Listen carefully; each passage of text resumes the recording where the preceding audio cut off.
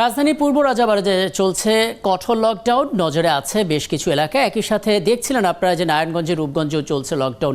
ঠিক কি পরিস্থিতি, স্থানগুলোর কতটা বাস্তবায়ন হচ্ছে লকডাউন এবং কি বলছেন বাসিন্দারা, এই খবরগুলোই জানবো। সহকর্মী জেমসন মাহবুব আছেন রাজাবাজার এলাকায় এবং একই সঙ্গে আমরা দেখতে পাচ্ছি নারায়ণগঞ্জ থেকে যুক্ত হয়ে গেছেন সহকর্মী বুলবুল আহমেদ। জেমসন, আপনাকে দিয়ে শুরু করতে চাই। আপনি যখন আসছিলেন রীতিমতো বৃষ্টির মধ্যেই আপনি আসলে এখানে এসেছেন। লকডাউনের তৃতীয় দিন চলছে, পরিস্থিতি কেমন দেখছেন একটু বলবেন? বাসিন্দারা যারা আছেন তাদের সঙ্গে আপনার কথা হয়েছে কিনা, সুবিধা অসুবিধা কি কি বিষয়গুলো তারা বলছেন, তৎপরতার বিষয়টা একটু বলবেন। আসলে নজরদারি কেমন আছে?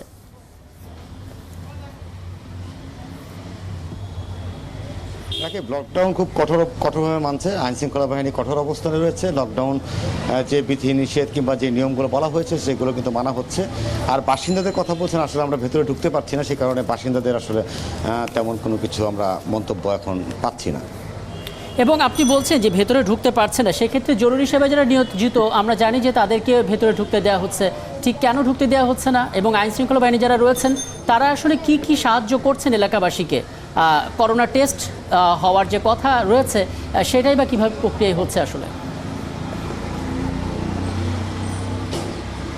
জরুরি সেবা যেটা আমি দেখছি, কিছুক্ষণ আগে আপনার এখানে খাবারের যে গাড়ি ছিল, চাল ডালের গাড়ি গিয়েছে, পিক আপ গিয়েছে, এবং খাবারের যে গাড়িগুলো রয়েছে জরুরি সেবা আওতায় যারা রয়েছে, আপনার সিটি কর্পোরেশনের বেশ কয়েকটি গাড়ি গিয়েছে আমরা দেখেছি। এবং এখানে আপনারা দেখছেন যে এখনও কিন্তু মানুষজন কিন্তু যাওয়া আসা করছে জরুরি প্রয়োজনে। আমরা দেখেছি বেশ কিছু সময় ধরে এখানে যাচ্ছে আসছে।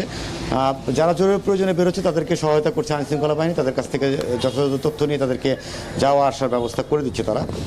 আর চলছে আপনার লকডাউন যেটা বলা হচ্ছে যে যেভাবে মানা দরকার সেভাবে কিন্তু মানছে। আমি আপনার কাছে আবারও আসবো জেমসন, এবং যখন আসবো তখন কি প্রক্রিয়ায় করোনা টেস্ট করা হচ্ছে? কারণ আমরা আগে থেকেই জানি রাজাবাজারের এই এলাকায় যারা অভ্যন্তরে আছেন তাদের করোনা টেস্টের একটি ব্যবস্থা করা হবে। সেই ব্যবস্থাটা আসলে কি প্রক্রিয়া হচ্ছে সেটি নিশ্চয়ই জানবো আপনার কাছ থেকে।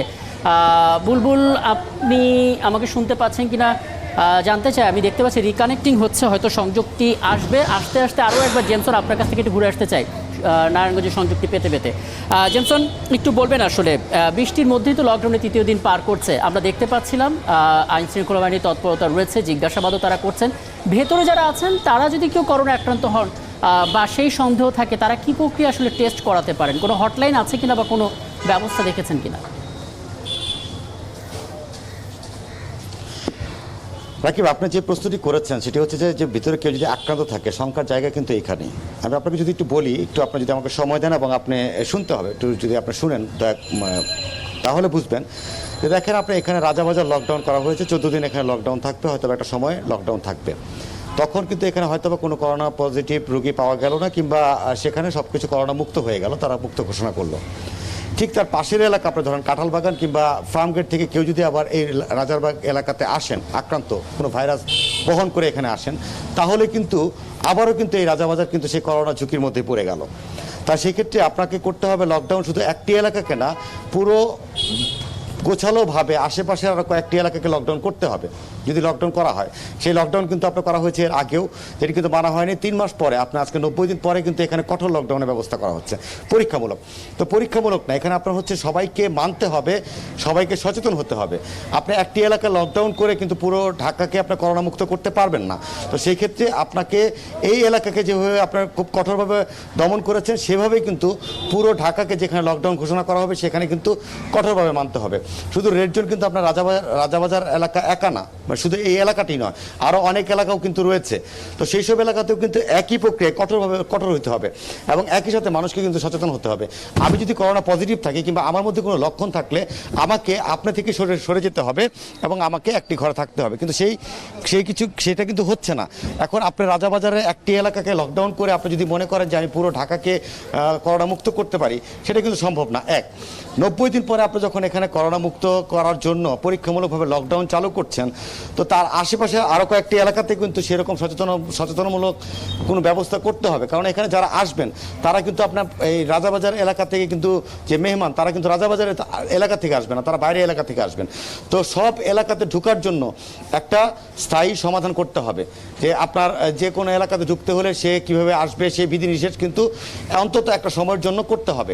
ব্যবস্থা না নিলে তাহলে কিন্তু এই রাজাবাজার আজকে আপনার লকডাউন করছেন, হয়তো বা করোনা মুক্ত করবেন, কালকে আরেক এলাকা থেকে আরেকটি ভাইরাস রাজাবাজারে আসবে, আরেকজন ভাইরাস বহন করে রাজাবাজারে নিয়ে আসবে, আবারও রাজাবাজার আক্রান্ত হবে। তো এইভাবে কিন্তু চলতেই থাকবে। তো সেই ক্ষেত্রে একদম সব কিছু মিলে একটা ব্যাপক প্রস্তুতি নেওয়া দরকার। সেটা সাধারণ মানুষ বলছে, সবাই বলছে ব্যাপক প্রস্তুতি নেওয়া দরকার এবং পরিকল্পিত প্রস্তুতি নেওয়া দরকার। সেই পরিকল্পনার আওতায় সেই জোনগুলোকে আপনার ভাগ করতে হবে, ভাগ ইতিমধ্যে করেছে, সেই জোনগুলোতে কঠোর ব্যবস্থা করতে হবে এবং মানুষের যাতায়াত একেবারে বলা হয় যে একটা লকডাউন, যেটা হচ্ছে একদম লক করে দিতে হবে। যে আপনার প্রয়োজন, মানুষের প্রয়োজন কিন্তু থাকবেই। দেখেন, আমি যদি ওষুধের প্রয়োজন থাকে, আমি কিন্তু ওষুধের জন্য আসবো। আমি যদি আমার যদি পানটা, সেটাও কিন্তু আমার প্রয়োজন। আমি যে একটা চাল কিনবো, সেটাও আমার প্রয়োজন। মানুষের প্রয়োজনের শেষ নেই। তো সেই প্রয়োজনটাও কিন্তু নিশ্চিত করতে হবে। সব কিছু মিলিয়ে আপনি যখন লক করবেন, তখন মানুষের প্রয়োজনটাকে আপনার বিবেচনা করে কি কি প্রয়োজন থাকতে পারে সেগুলো ব্যবস্থা করে লক করতে হবে। এবং অন্য এলাকাতেও যেন মানুষ যেন এক এলাকা থেকে আরেক এলাকার যাওয়া আসা, সেটাও কিন্তু একটা বিধি আরোপ করতে হবে। আপনি বাস ছেড়ে দিয়েছেন, বাস থেকে কিন্তু মানুষ যাতায়াত করছে, সেখানে যে ভাইরাস ছড়াচ্ছে না তার কিন্তু গ্যারান্টি নেই। আমি লঞ্চ ছেড়ে দিয়েছি, সেখানে কিন্তু আমার করোনা ভাইরাসের সংক্রমণ সেখানে কেউ না কেউ বহন করে সে আরেকটা এলাকায় নিয়ে যাচ্ছে। তো সব কিছু মিলে একটা পরিকল্পনা, সেই পরিকল্পনা করতে হবে। সেটাই কিন্তু সাধারণ মানুষে বলছে।